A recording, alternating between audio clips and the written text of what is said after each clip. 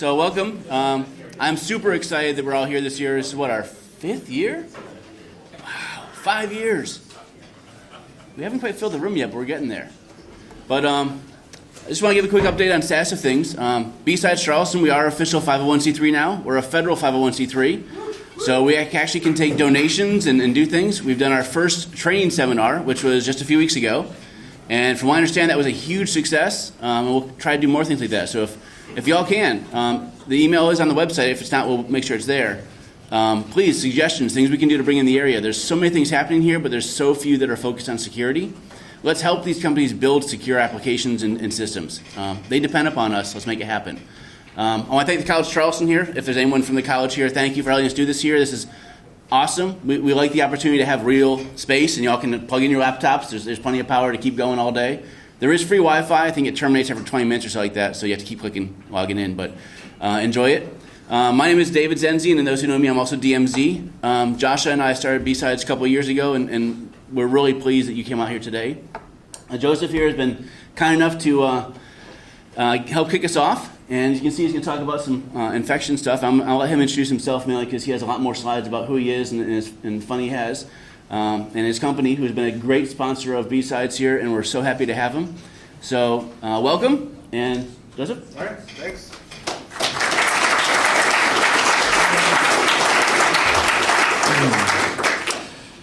Good morning. Yeah, that's what I like to see. So, like Dave said, my name is Joe Opacki, and I'm the Vice President of Threat Research at a local company here in Charleston called Fish Labs. If you ever heard of us, we're a takedown and mitigation company. We focus on cybercrime stuff, and we pretty much remove it from the internet, which is pretty badass, right? So, I got a long history of working in cybercrime, so I was pretty excited when Dave contacted me and gave me the opportunity to speak at B-Sides because I love B-Sides. You know, I've been to B-Sides all over the nation. I've tried to go to B-Sides internationally, and it's a great community of individuals. I'm happy you guys are here today, too. I have a long history in cybercrime, like I just said. In fact, I started working on cyber investigations back in the 90s when I worked for an organization called the Overseas Security Advisory Council at Diplomatic Security at the U.S. Department of State. And since then, I pretty much have been addicted. In fact, I didn't start in security, as you guys pretty much know. I started in computer science. I started as a software engineer. And pretty much like my other software engineers, kicked me to the curb because I kept on breaking their applications, right? Anyone here break applications, right? So there's a pretty much established name for it now, right? It's like computer network exploit, computer network attack, whatever, quality assurance, whatever you want to name it. I like to fuzz things. In fact, I like to fuzz web applications a lot, and I still continue to do it today. So I enjoy that type of work. However, I'm really excited to see how the industry has pretty much evolved over the last 20 years since I started doing cyber threat investigations. From then, I went on and I continued my work, and I spent a long career in U.S. government essentially working on investigating cyber criminals. In fact, the last 10 years of my life before I came into the private sector were spent in the FBI. In fact, I started off in the FBI, I worked in the cyber division, and then I moved on to something called operational technology division. And when I retired, I was the technical director of advanced digital forensics at the FBI's Advanced Digital Forensic Program, right? So they have long titles in the FBI and a lot of bureaucracy, if you guys haven't read the news. So I retired from the FBI a couple years ago, and from there I went out and I took a private sector job at a company called Eyesight Partners. You guys familiar with Eyesight Partners? Anyone? All right, good. So Eyesight Partners, they're one of the first cyber threat intelligence companies, which focuses on true intelligence collection methodologies. And so pretty much I was the senior director of threat research for Eyesight Partners. My job there was to pretty much collect unique cyber information that targeted our clients, right? I had some life changes, decided I want to move on, and me and my wife no longer wanted to live in the Washington, D.C. area because it was becoming quite overcrowded and it was starting to become election season. So I started looking for a job, and my wife gave me two options. She said, go to the mountains or go to the ocean, right? And so I've been fortunate enough to find Charleston, South Carolina, and I've been here for a year and a half, and I absolutely love it. If you look outside, the ocean is right there, right? And, setting the hurricanes aside, everything else has been absolutely wonderful, right? So today I want to talk about something which is overlooked. Besides, and I forgot to say this, I'm sorry. So besides that government work and the work I do in the private sector, I also got a long history in academia. So I've been teaching at George Mason University for like the last 6 years, the Master of Computer Forensics program there. I also worked at University of Maryland University College, working on their cybersecurity curriculum advisory board, basically forming the curriculum necessary to shape the talented people who need to be in this industry. And anybody who's in this industry knows there's not enough people in this industry. In fact, we have a critical crisis of talent. In fact, it's even harder for us down here in the South because we're not developing, in my opinion, the talent pool in this area the way that we necessarily need to develop people in this talent pool. We need cyber people. Like if you work locally, you work in the South, you work in the southern part of the United States, you'll know that there's just some primary locations where you have to find and handpick individuals and pray that they relocate to where your company's at, right? If you don't let them work remote. And that's a problem. And I think that we need to rethink our strategy there overall. Today I want to talk about what a lot of people overlook, and this is essentially the infection vector, right? And I spent a lot of time looking at infection vectors. In fact, when I was in the Bureau, I spent 10 years as the SME in malware reverse engineering. And when I was at George Mason, I taught the malware reverse engineering class for the graduate program. And so I've got a lot of experience reverse engineering malware. I love it, but I don't love assembly. And anyone who looks at assembly for more than like 5 years knows that your brain kind of begins to rot, right? And you got to start doing other things. Not only that, but like every time you find out that you can break some like anti-disassembly technique, new malware payload comes out and you got to like start all over again. In fact, new malware payloads come out faster than you can reverse engineer them, and it's quite a problem, right? So after spending all the time looking at malware, I decided to refocus. Like I wanted to say, you know what? How many people here know what cyber kill chain is? Lockheed Martin does because they trademarked it. Anyone who knows about the cyber kill chain knows like the whole primary point of the cyber kill chain is to try to prevent the initial attack, right? And pretty much it lays it out. It's like, hey, here are the stages of the attack. And so over at Fish Labs, we have this kind of mentality. It's like, why don't we do things proactively so that we can prevent the attack altogether? In fact, what we call the beginning of the attack is what a lot of people know as the infection vector. If you can prevent the initial attack from happening, then you can prevent all the badness from happening following the attack. And that's a really important concept. So instead of being reactionary, it's important for us to refocus and say, hey, let's prevent that altogether, right? And let's get rid of it. And if we can get rid of it, then we won't have as bad of attacks as we do. So how many people know where 90% of all malware infections come from? Well, it's not fair if you work for me. Thank you very much. Anybody else? Anybody else? Phishing. It's absolutely true. Now, here's the problem with phishing, right? Everybody, and you guys can tell me it's true, everybody pretty much takes phishing and they kind of scoop it underneath the rug. Why? It's been around for a long time, phishing. It's a security awareness issue. You can't harden. I mean, it's actually a larger issue than you think, right? So you can't just like scoot it under the rug. You can't implement some technology. And the reason why is phishing is not a technical issue. Phishing is a social engineering issue. It's essentially an attack which tries to social engineer the person who sits behind the keyboard. And while you can implement technologies to try to limit that attack, you're never going to fully get rid of these attacks that happen on 0 day. Things are always going to get through the system, right? So 90% of malware infections start with phishing. And phishing is 100% a social engineering attack going after the user behind the keyboard. The user behind the keyboard is largely responsible for infecting the operating system in which they operate on, right? So, why is that?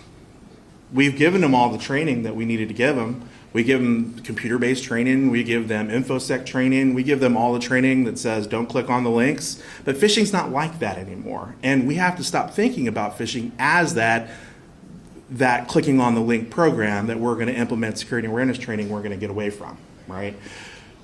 Everybody in the world has an innate psychologic response to information that's in front of them. They want to say, hey, this is true. I don't care who you are. In fact, studies have shown that 1 out of 5 phishing attacks that makes it to the end user results in a malware infection. 1 out of 5. And you're never going to stop all phishing. You're never going to stop it from reaching your end users. So do you want to take that chance? Do you really? So how many people in here know about phishing? Like, do you know about phishing, or you know about phishing? Because I know about phishing, but I didn't really know about phishing with the quotes until recently, right? So I'm going to talk a little bit about what makes up a really advanced phishing campaign. And I'm going to talk a little bit about some of the anti-analysis techniques used in phishing campaigns.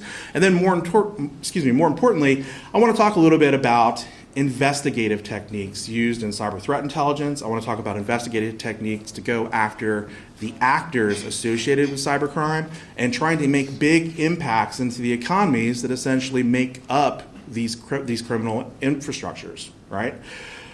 So largely, there's 2 types of phishing, in my opinion. There's what's called consumer-focused phishing, which goes after your consumers. And then there's something called spear phishing, which goes after your employees. And pretty much spear phishing is unfortunately synonymous with something called APT and nation state. In fact, there's a clear delineation between spear phishing, advanced persistent threats, and nation state activity, right? And unfortunately, because a lot of us don't really delve in that area, there's the big confusion, right? Spear phishing definitely delivers these advanced persistent threats. Spear phishing is definitely used by nation-state actors. However, that's not the only type of spear phishing. How many people here know what business email compromise is? Whaling, CEO scamming, CEO impersonation. That's a spear phish, right? In fact, that's not even a really technically complex crime. It's basically a social engineer attack and impersonation of a high-level figure. But that's spear phishing, but I wouldn't say that's nation state. I wouldn't even say that that's advanced persistent threat. I'd just say that's an attack against your employee base, which is what spear phishing is.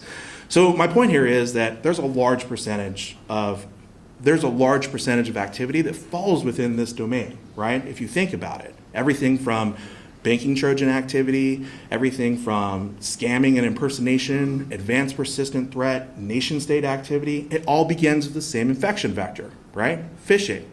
Now, how many people here get phishing training? Phishing training? How many people here get phishing simulation training? It's like the annoying email where they try to get you into clicking the link. Yeah, it's painful. That's less than 1/8 of the room, quite literally. So think about it. Less than 1/8 of the room focuses on this problem, and it's a huge problem. So it is true about phishing, and I'm going to focus first on consumer-focused phishing. The largest percent of phishing is all financially incentivized. In fact, a large amount of the phishing is all built upon credential theft. So if you actually get phished with a spam lure, then the whole focus there is to steal your account credentials. And that's something that's tried and true and is probably not going to change anytime in the future. However, there are things that we are seeing trending over the last couple of years. For example, while the banking industry or the financial sectors are largely the number one target, we've seen a large-scale increase in the number of targets against cloud sharing, file sharing, social media, webmail. And the reason why is because there's this thing called account reuse, right? How many people have a Yahoo account? Well, no one now, right? So they're like, but if you had a Yahoo account ever, then you got a problem. Because you can be honest when I ask this question, because I do this as well. How many people use the same username and password in multiple locations?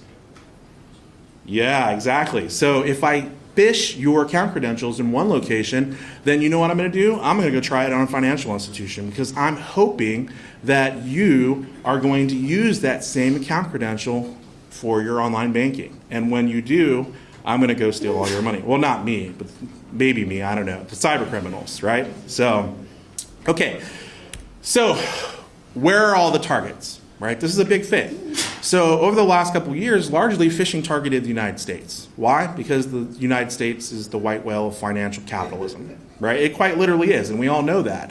However, because we've been so because we've been so overloaded with phishing attacks in the last couple of years, there's been shifts to other parts of the world, right? No longer is the United States just the mega capital of phishing. There are other places that are being phished pretty intensely. In fact, China has a 400% increase in phishing attacks this last year. That's 400%. And that's probably because China is trying to do more, essentially trying to work with private sector outside China's walls, right? It also opens them up to a lot more attacks. So, how many people in here want to learn how to start a successful phishing campaign? All right, I'll need your names and numbers for the FBI afterwards, please. So let's start with this. How many people in here pen test? Yeah, I love pen testing. Well, I love hacking, I'm sorry. Same thing. So if you pen test, if you're truly trying to break down an organization, then the first thing you're going to do is you probably want to see how vulnerable they are. And so you're just going to start collecting information about them. And I got to tell you, pen testing today is a lot different than pen testing 20 years ago. Now there's all kinds of tools, technologies, platforms that you can use to do pen testing. There's a lot of expensive classes at Black Hat that no one can really take unless they're millionaires. So there's a lot of great free tools, right? In fact, I've got one up here. How many people have ever used Email Harvester before?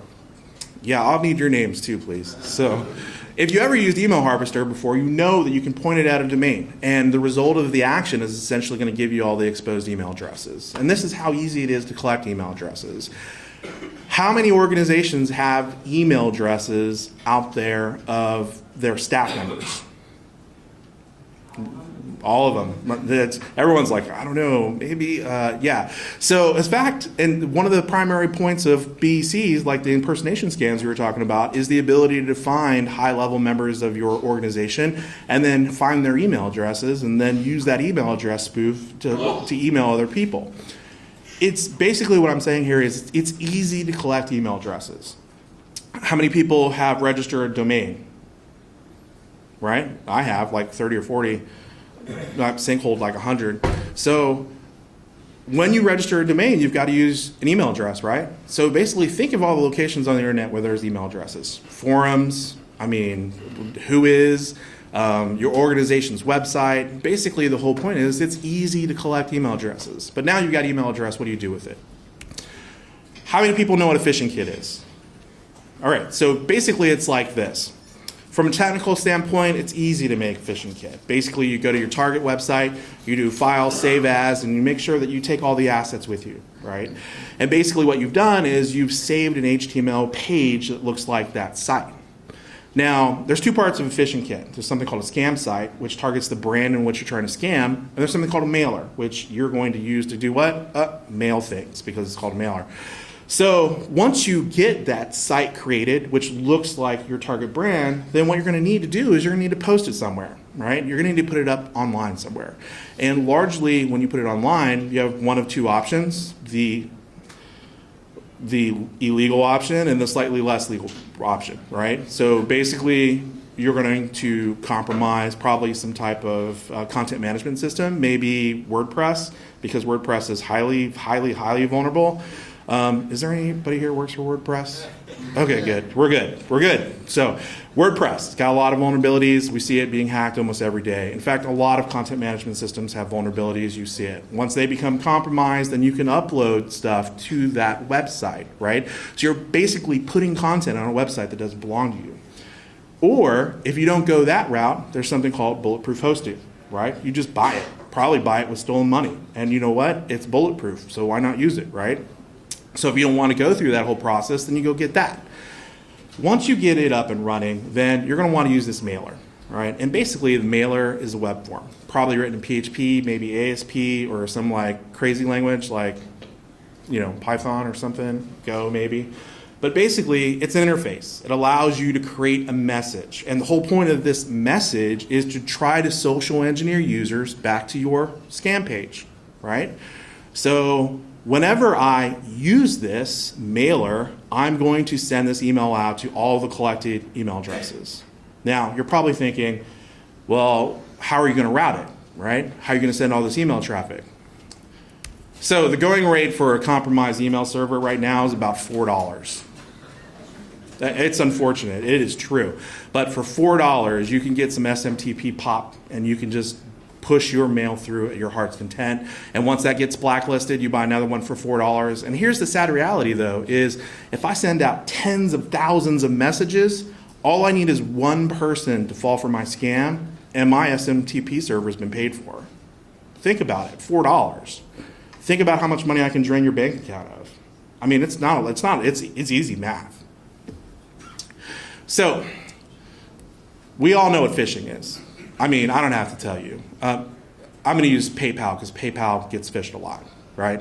So, PayPal, you guys seen an email like this before? Looks like PayPal, smells like PayPal. You look at the HTML code, you know it's not PayPal, right? In fact, if you click on the link, don't click on links, there's your security awareness training, then you're going to go to this website. And you know what? This website looks like PayPal. You know, it smells like PayPal. It looks exactly like PayPal. In fact, once you log in, you might actually be on PayPal's website. Because what's happening in the background is once you put your credentials in, notice the URL, which is not PayPal. Once you put your credentials in, then it's going to repost those credentials back to PayPal's website. And the action that you see is going to be synonymous with your experience at PayPal. Except in the back end, I've just stolen your credentials and I've mailed it to a mule account. And now I'm collecting all this information. I'm going to reuse it over and over and over again. Easy stuff, right? So, in addition to compromising websites, there's also this other thing, right, that's in that scam site, and it's called a web shell. Basically, what we see a lot with these scam sites is that once once a attacker has compromised a website, they don't want to have to re-compromise it over and over and over again. They just want easy access. So a lot of the times with these scam kits, we'll see something called web shell that exists. And the web shell is a URL address accessible to the machine. It's basically a large PHP script that gives them full access to the server. And I'm talking like command line, access to everything outside of the web root. It's basically a web interface to the compromised machine. And if they're storing credentials locally, this gives them a vehicle to download information from that web server. And we see these web shells a lot, right? So you're thinking to yourself, man, I want to do this scam. It sounds easy, right? Well, I'm going to tell you how. So how many people think that the majority of phishing kits come from the dark market? Well, how many people here know what the dark markets are? Everybody. You read about them on the news. But I got news for you. Majority of phishing doesn't actually occur in the dark market. In fact, there's some percentages that occur in the dark market, and it's true you could go to the dark market and you can make purchases and buy these phishing kits. But here's the thing, is the dark market has a large barrier to entry, right? So the number of people who actually shop, or the number of people who go to the dark market is really small. And the number of those people who actually shop in the dark market is really, really, really small. So if you're selling a fish kit in the dark market, then your core target audience is like this big, right? And you don't want that. You want to make money. So why put it in the dark market? Especially if these phishing kits on average only go for like $1 to $50. If you only sell 3 of them, then you made like $100. It's not a lot of money, right? I mean, so what we're actually seeing is that we see more and more of these scams being distributed via social media, right? You guys familiar with that? Twitter, GitHub, Facebook, you know. It's a beautiful platform for the distribution of information. So what we see is a lot of these guys hosting Facebook sites or other social media sites which basically describe the phishing scam and give you everything that you need to actually use this information in the phishing scam. And you know what? The target audience is a lot larger because the barrier to entry in Facebook is a lot different than the barrier to entry in the dark market. In fact, if you look at these 3 sites here, what you'll notice is that the numbers equal 45,000 plus people. And this is only 3 out of thousands of web pages. And here's the thing about these social media sites.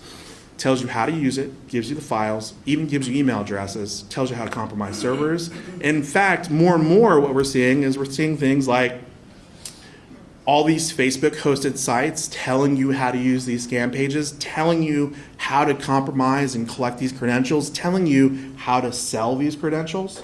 And then we're seeing more and more instruction. And here's the big payoff, right? Instead of just like posting these things out there and letting you figure it out, they've got Phishing Academy 101 pretty much hosted on YouTube, right? In fact, you could go to YouTube right now and learn how to use a DDoS tool. You can learn how to use a phishing kit. You can learn how to hack. I mean, there's all kinds of things out there that are done in the sense of knowledge, right?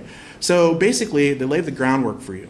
They put all this stuff for you to utilize, and they also give you instruction. They tell you how to compromise servers. They tell you where to host it. They tell you how to work the scam. And you're probably wondering, how do they benefit?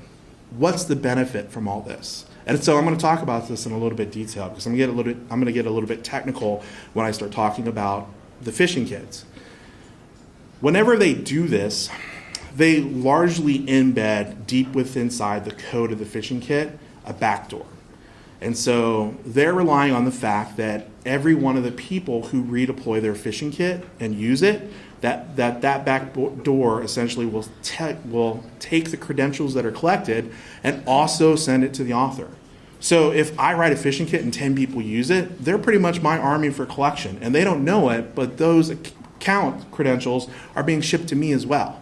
And I'm going to take everything that they're doing for me as my army, and I'm going to box it up, and I'm going to sell it, and I'm going to use it. And that's how they're getting all the account credentials. They might not even deploy these phish kits anymore. They just rely on the young people who want to do this stuff as the individuals who are going out and compromise the credentials for them.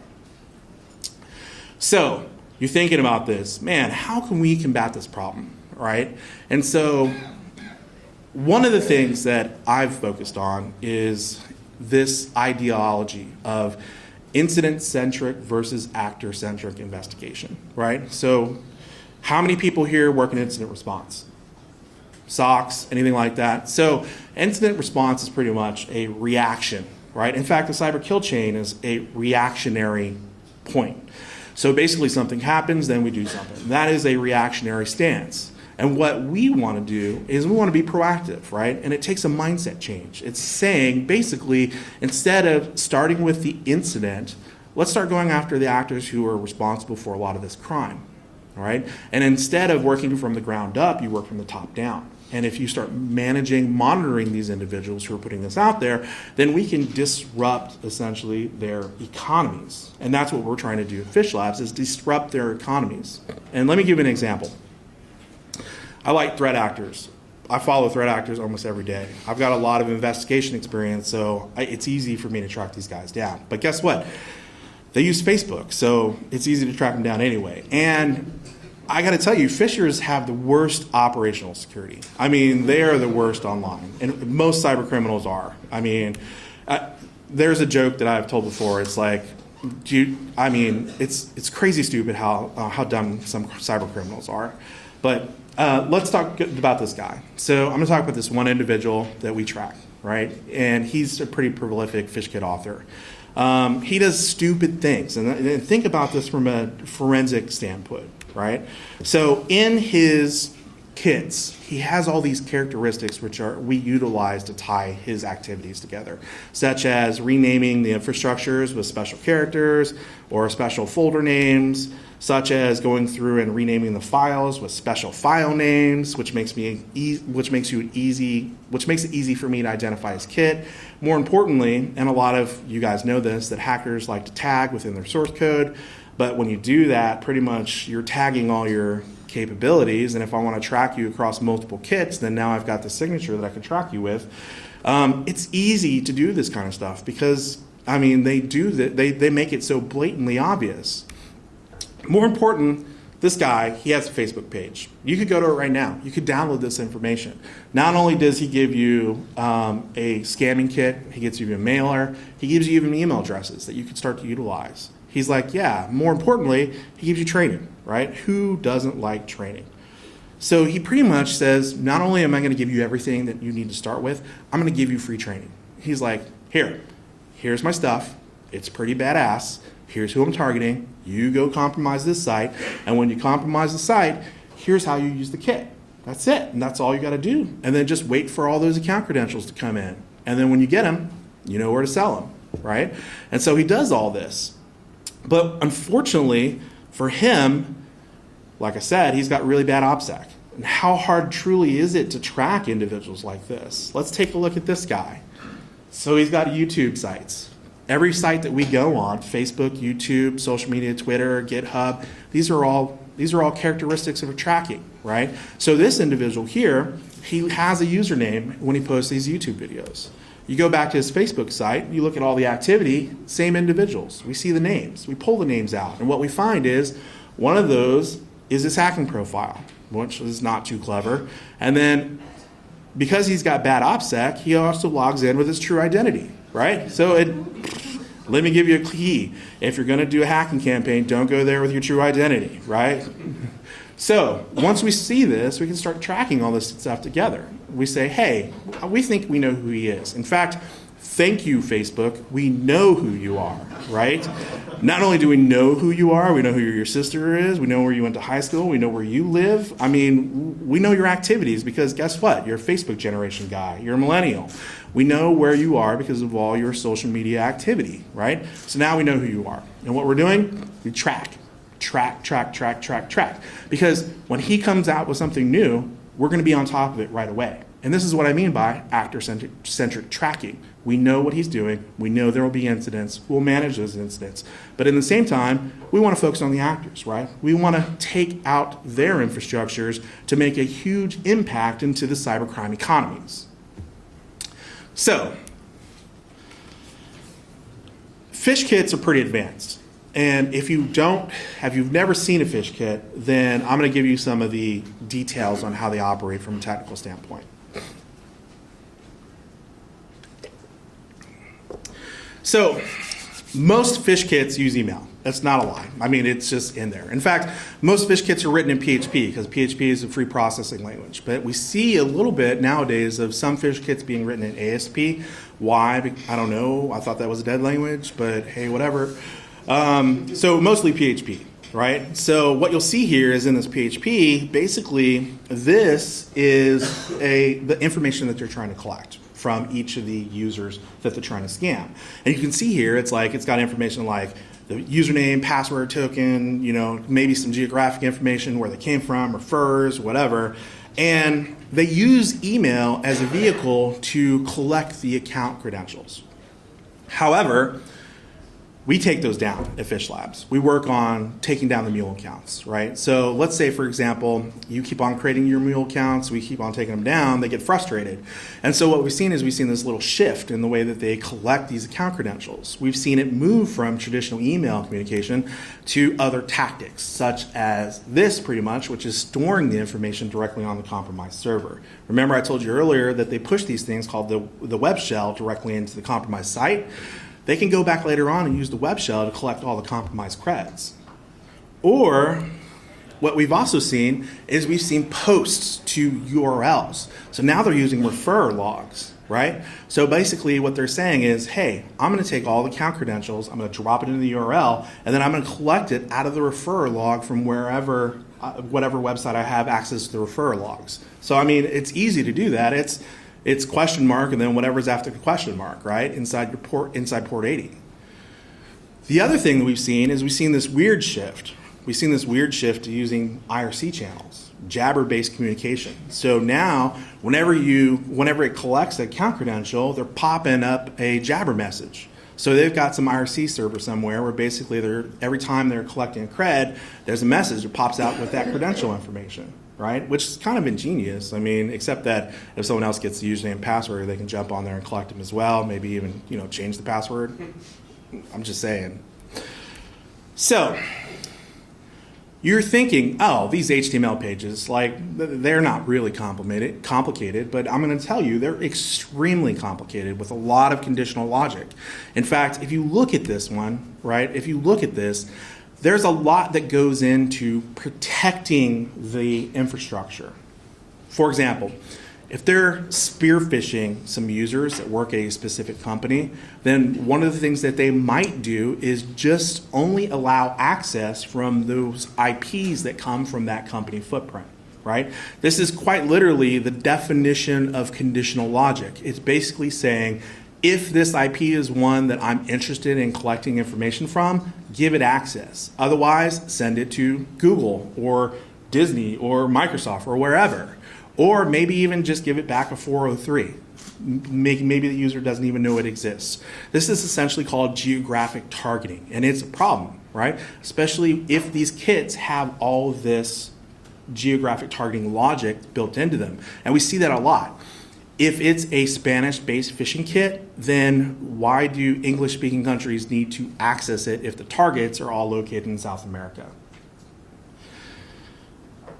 So other than conditional logic, they still use a lot of htaccess files, right? And I love htaccess files because it gives me a ton of intelligence information.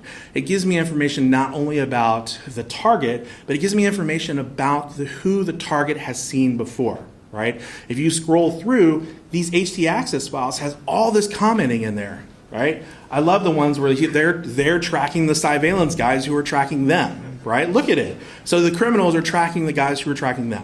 And that's ingenious, right? That basically says, oh, these criminals are aware that they're being targeted by these security researchers at this company. So one of the things that we do to try to identify phish kits that are hosted online is look a lot at referrer logs, right? In fact, we ask our clients to give us their referrer logs. And what the referrer log has is it has a request to a corporate asset, which usually should come from a corporate URL. However, if you see, for example, logo.gif being accessed from cheese.com, then you're probably thinking to yourself, why is my logo being accessed from this website, right? And this is called referrer detection. However, what we've seen a lot of lately is that instead of accessing these globally accessible assets inside of HTML pages, we've seen logic being built directly into the kit to evade all that, right? Either they'll drop the individual assets locally into the scam kit, or what we've seen is they actually embed that information directly into the PHP. So in code, base64 dropped the GIF directly into the code. Now they don't have to deal with a local asset during the interpretation of the PHP page. It's loading, it's faster, there's no global access to any assets. It's self-contained, no referrer logs. So we've seen this being used over and over and over again. Now, it's also not that simple. How many people delve in obfuscation and encryption? I do. I love me some encryption. All right. So you should encrypt everything. And what we're seeing is we're seeing a lot of these authors do that, right? So they're going through and they're encrypting, right? So I just talked to you a minute ago about backdoors, and I'm going to give you an example. So when one of these threat actors actually puts out this phishing kit, right, they're going to leave the phishing kit in plain view because they want the person who's going to deploy it to modify it to meet their needs. However, don't forget that they put a backdoor in the kit, right? And the whole idea of the backdoor is embed it as deep as possible so they never find it and they don't know about this additional communication channel. So if we look at this kit, we do code inspection. What you'll immediately notice is that there's an fwrite, right, in PHP, which is like an include, right? So you're looking at it and you're saying, hey, what's that including? And when you look at the file that it includes, that looks familiar, right? That looks like a jQuery library. But think to yourself, why do I use PHP to include the jQuery library when I can just include it with a script tag with all the other script tags? So you kind of get interested, or if you're a security researcher, you get interested and you want to dig in. So you start looking at this. And then all the way at the bottom, there's another include inside of this. So basically this file is including another file. And guess what?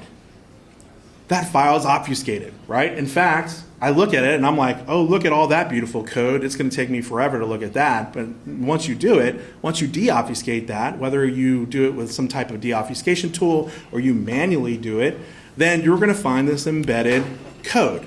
And what we're seeing is that this embedded backdoor code is essentially collecting the same information that the other users are collecting. So there's a whole other communication channel that exists inside of this code. Oops. So now, think about it. I write a kit. I get people to deploy my kit. I hope that thousands of people deploy my kit, and now I have an army of people deploying my kit who are collecting credentials for me, right? I don't even need to collect credentials. Creating a phish kit is not illegal. That's like creating malware is not illegal. Like you're not as long as you don't use it, right? So if you create it and you don't use it, it's not illegal. So that's not the only way. In fact, what we've seen is we've seen a lot of different obfuscation methods inside all these kits. And I'm going to refer to this one because essentially when I was doing a lot of malware stuff, there's something that exists called a file type mismatch. And a lot of you probably know about it. It's basically whether the file is like, malware.tmp, and instead of a TMP file, it's like an exe file because the file signature shows it as a PE instead of it being a TMP. And that's just an example. No self-respecting malware author is going to name their malware also. Just saying that. So let's talk about this. You see this, right? This includes a PNG file. However, when you look at the actual file, it's not a PNG file, right? It's not a graphics file. It's a PHP file. So once it's included with PHP include, then it's parsable. It's interpretable, right? And so we go through the same methodology. Well, actually, this one's created by a free online tool, so we know we can deobfuscate it quickly. So we use that tool to deobfuscate it, and what we find is another level of obfuscation, right? How many people here know what packers are? Malware packers. Okay, so just like with malware packers, there is no rules on the level of encryption and obfuscation you can put in place, right? You could pack a file with a packer, with another packer, with another packer. At some point, you're going to be limited by execution time.